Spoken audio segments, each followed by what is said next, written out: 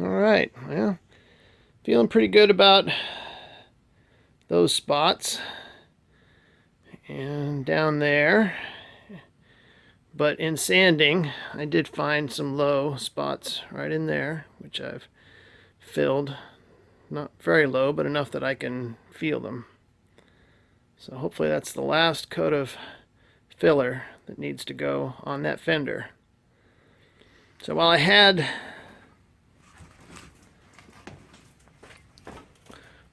the filler mixed up, I went ahead and filled in cracks on the steering wheel, and we'll get to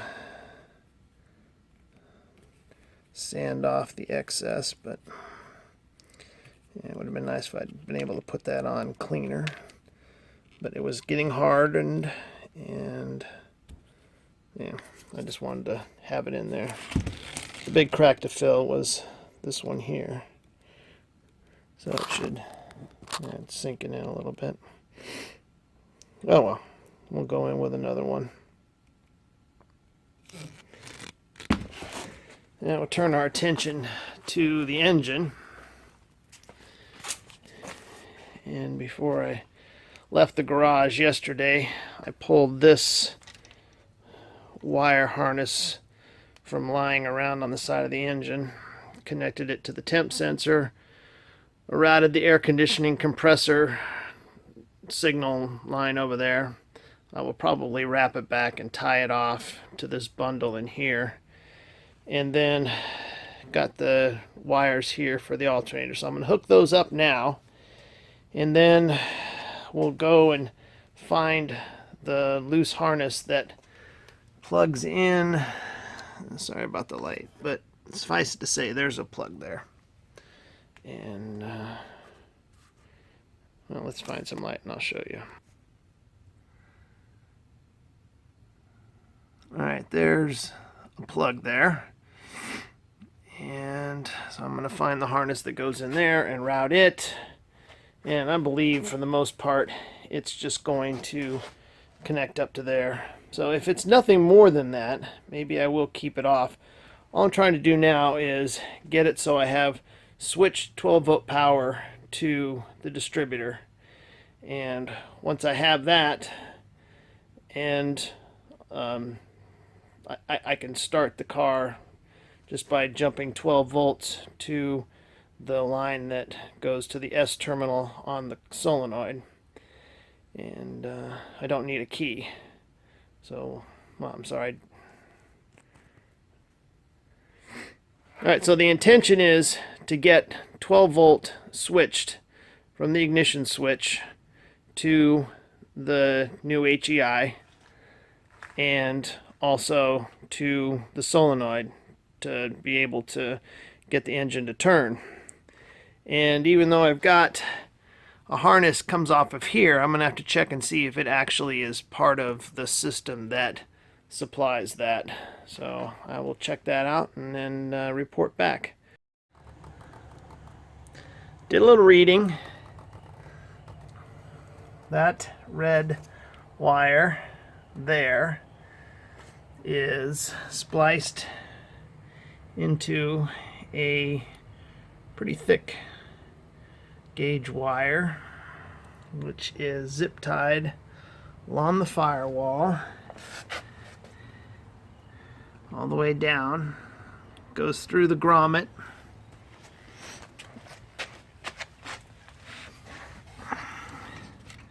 comes in right through there. Alright, and then I have soldered it to the pink wire here. And now I'm going to cover the whole thing in electrical tape. That pink wire is the main 12 volt signal. I could not use the wire that went to the coil because it has either a ballast resistor or a resistor wire in line with it to reduce the voltage at the points, so it doesn't burn the points. But HEI requires a full 12 volts, So that's what it's going to get. Alright, we're going to test and see. And look at that. We got 12 volts with the key turned on. Onward we go. We're charging up the battery. I need to find a new terminal for the positive, and then I should be able to crank the engine. And that'll be the next little task here. See what happened to that. Alright, so this is what happens when I turn the key. Yeah, not good. So this starter was a little suspect the first time around. So I'm going to pull it and do a bench test on it and see if I can figure out what it is. May need a rebuild. Alright, so what you're looking at is a socket on a long 3/8 extension.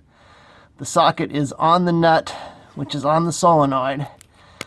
So it passes all the way underneath the cross member towards the front of the engine, towards the fuel pump, and then I've got a 3/8 socket on there. Now, at the same time, one of the bolts is out, the other one is loose in order to allow this to kind of dangle down. And that's pretty much what it took for me to get a reasonable access to a very corroded on screw. But it's almost off now, and we'll get the starter out of there. So the starter actually had 3 shims between it and the bell housing, and maybe it's the transmission housing, one of the two. And the other interesting thing was there were no lock washers underneath either the nut for the starter signal or the main power connection. I guess we'll just put it back in the way we found it after we clean up all the contacts. So now I'm going to hook it up to the battery and see if we can make it spin. Alright, it's not the greatest junkyard battery, but we're still at 12.5. We've got red connected to positive, black connected to the negative. We've got the voltmeter on there. We've connected the red to the main terminal on the solenoid. We've got this black alligator clipped to the S terminal. We've got the ground connected to negative on the starter. So now if we touch the S terminal,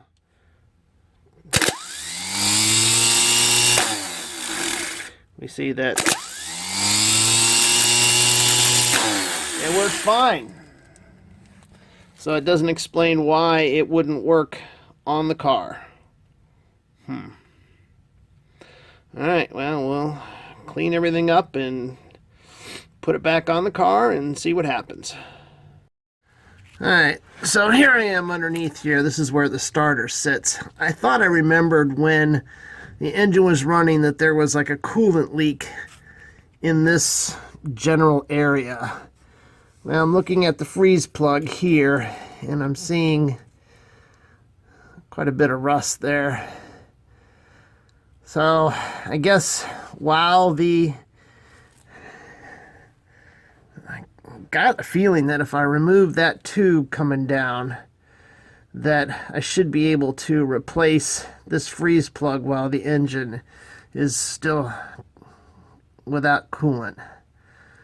So I'm going to, prior to putting the starter back on to check, I'm going to go ahead and see what the availability is of a new freeze plug and how difficult it is to install on an engine with the engine in place.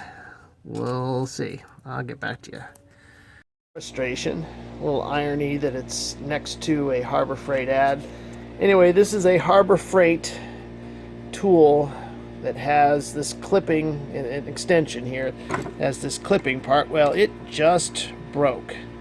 And unfortunately, it broke such that it locked the socket to the extension. I think I have to reach down in there and disconnect something. Very unfortunate. Anyway, just one more thing. But I got the tube off.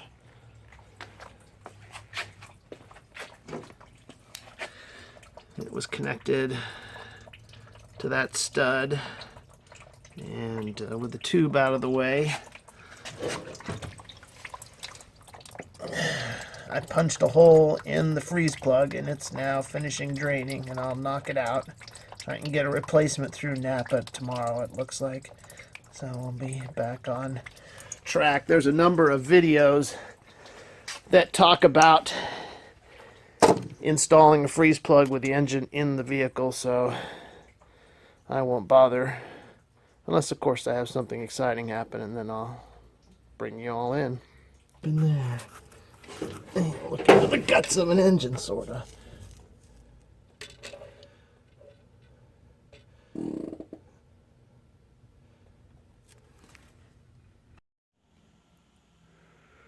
Yes, we got things.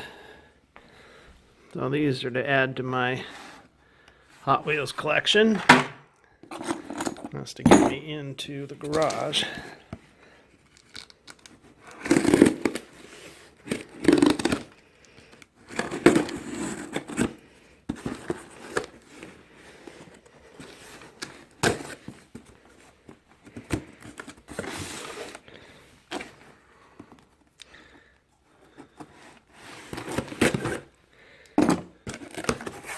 And no one's going to tell the lovely Lorianne that I was using her kitchen knife.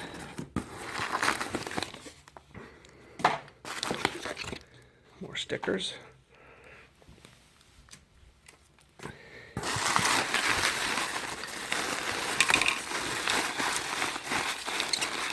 Three cans very carefully wrapped of interior color. Duplicolor, Wimbledon white. It should be enough to paint the windshield surround and the top of the inside of the door and the place behind the window. Put these in my pocket. So I came out here last evening to work on other family cars and noticed that this had pulled away. So I finally just said, screw it. I'm not going to fight with it anymore. This kept wanting to spread for whatever reason. So by ripping it off, it gives me the opportunity to get down in here and really clean this surface, maybe poke some holes in it, provide some tooth, and then clean this all off. I can feel it's all coated with epoxy. Epoxy that just didn't do its job.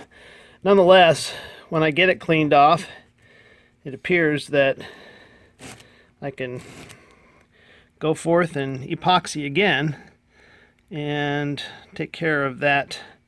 We'll do a better epoxy and then fill in whatever gap is left again with Bondo or with filler. That's what I used here, was just a filler putty. So the other night I also was out here and cleaned everything up. Actually, it must have been during the day. I guess it must have been, I don't know, Saturday or Sunday. Anyway, the rusty metal primer is now covered, and we've got the high build primer on it.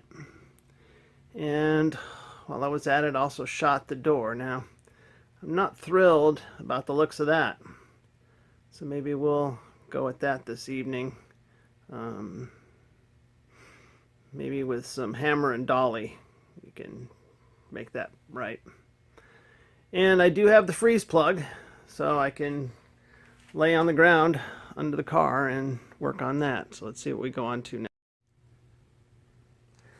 So sorry about the light, but right in this area here is where I wanted to hold the dolly to tap from the outside, but unfortunately this brace is in the way and I can't get behind it.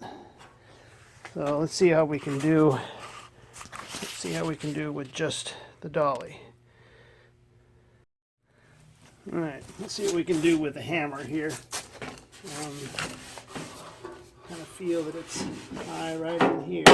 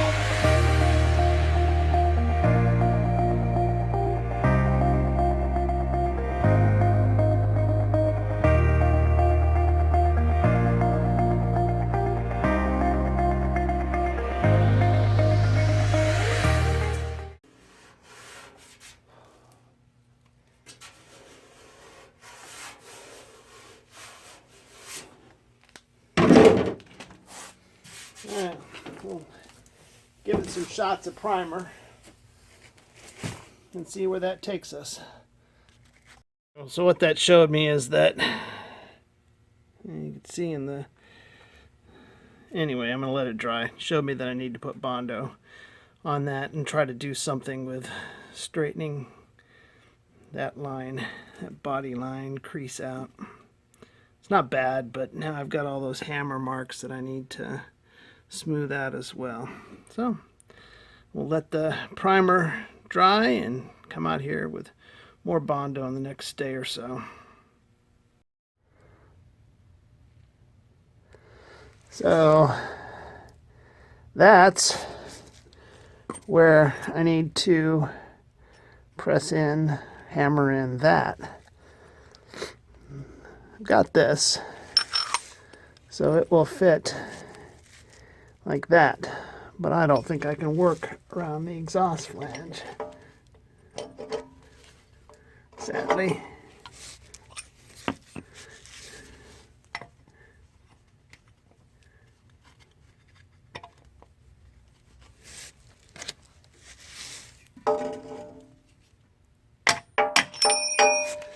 Yeah, this will be tricky. I do not want to take the manifold off.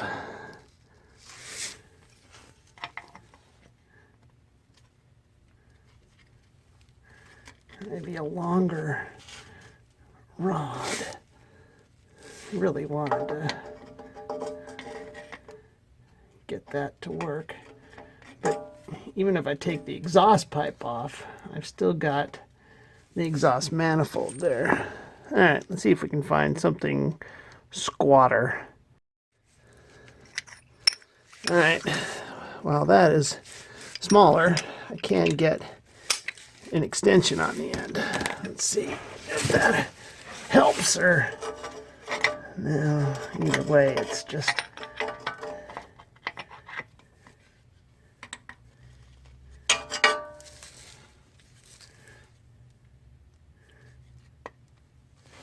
alright, well, let's at least try a long rod to knock on that. Alright, well, you'll get to watch me struggle with this.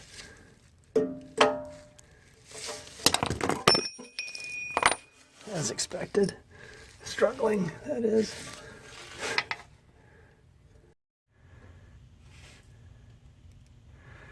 So, sadly, that shiny,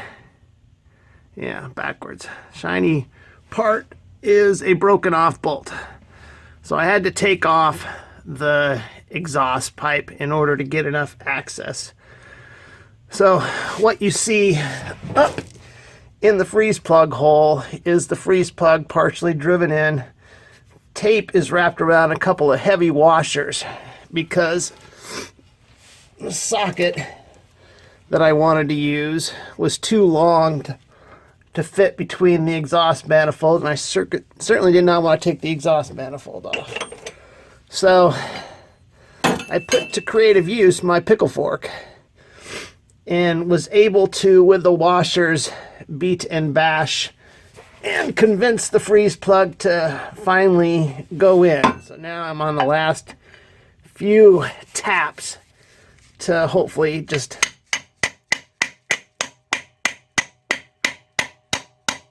send it in flush.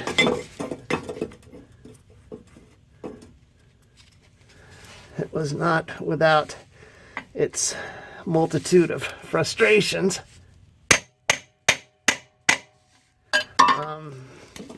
One of the major ones was, here is the opening of the exhaust pipe.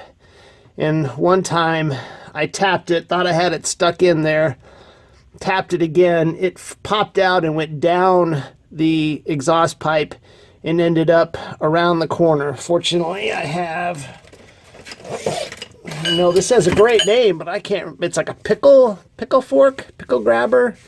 I don't remember now, but anyway, stuck that in, was able to capture the freeze plug down. It was down a good 8-10 inches. Anyway, all right, so I'm going to finish tapping that flush and then pull out the washers and then start to work on drilling out and tapping the exhaust manifold, which seems to me like I've done this before. So I've got the one bolt that did come out without fighting me. Got this bolt, which even after heat still sheared off. And I need to find out what I'm going to retap this to.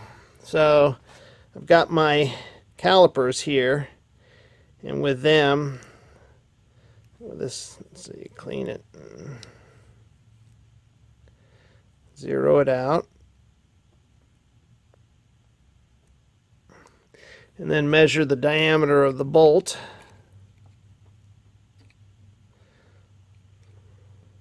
Okay, 3/7, so it's a 375, so it's a 3/8, and then turn that off, put it away, and then there's fine and there's coarse, and let's see if we can get this to focus. This is a 16, there's a 16 stamped right there. 3/8 16 is a coarse thread, of which this appears to be, and so that tells me 16 threads per inch, because those match up with each other.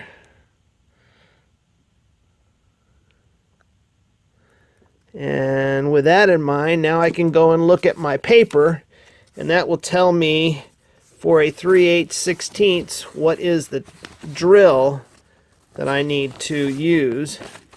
Get here to 3/8 16. Says use a 5/16 diameter drill to get the right hole that I'll then go back and tap with my 3/8 16ths tap out of this set that I got from my dad. So first things first, we're gonna attempt to pop a dent in the middle of the part of the bolt that's left. And then I've got a very small drill bit that I will start with and just get increasingly bigger. And when I start getting some of that, then I'll bring you back.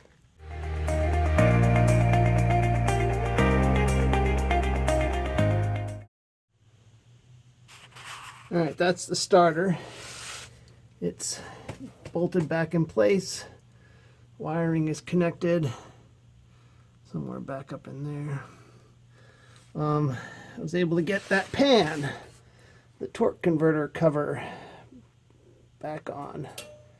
So that's good. So now I'm going to clean out all of the stuff underneath here. Finish putting the tire on. Get the car all the way down. Oh yeah, once I had the starter bolted in place, I did test it, and lo and behold, it turns the engine. So that's good news. Clean terminals and so forth. Gotta love it.